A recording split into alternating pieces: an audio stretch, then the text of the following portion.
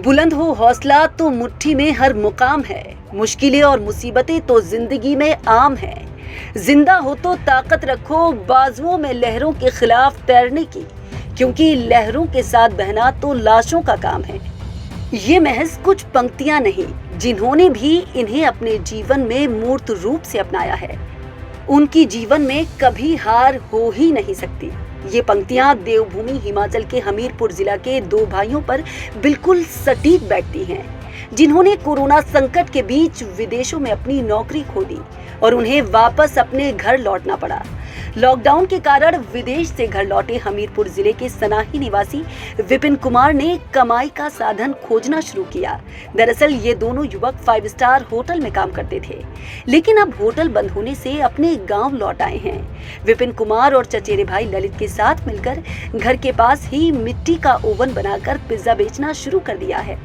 करीब 20 दिन पहले शुरू किया गया कारोबार तेजी से बढ़ रहा है और अब प्रतिदिन 125 से 150 के बीच पिज्जा बनाकर बेच रहे हैं और खूब कमाई भी कर रहे हैं। लॉकडाउन के चलते हमारी जॉब चली गई, घर में बैठे हैं, कोई काम धंधा था नहीं, तो ऐसे ही सोचा जो हम दूसरों के लिए करते हैं कुछ अपने लिए शुरू करते हैं।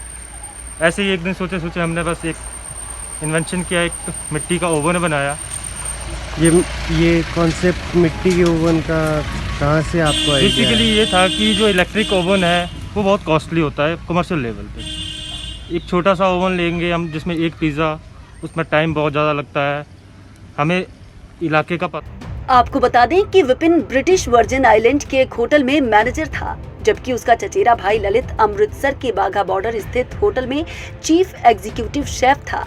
विपिन और ललित को घर लौटने के बाद रोजगार की चिंता सताने लगी थी। कुछ काम धंधा करने का मन बनाया, लेकिन एकदम इतना अधिक निवेश करना भी संभव नहीं था। इसलिए कुछ ऐसा करने की ठानी जिसमें लागत भी कम हो और गांव के आसपास वो मिलती भी ना हो। जिसके बाद उन्होंने मिट्टी के ओवन से तैयार पिज्जा तैयार करने की सोची। गांव के पास ही दुकान किराए पर ली। फायर पिज्जा तैयार करने के लिए मिट्टी के ओवन की जरूरत थी और उन्होंने इसे खुद ही तैयार किया।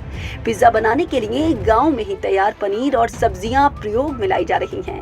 दोनों भाई पिज्जा की अधिकतर सामग्री खुद तैयार करते हैं, सॉस भी खुद ही बनाते हैं। इस तरह पौष्टिकता के साथ साथ ये पिज्जा प्राकृतिक रूप से तैयार किया जाता है। अब इन दोनों भाइयों के कार्य की क्षेत्र में खूब चर्चा हो रही है और लॉकडाउन में बेरोजगार हुए अन्य युवाओं को भी इनसे कुछ नया करने की प्रेरणा मिल रही है।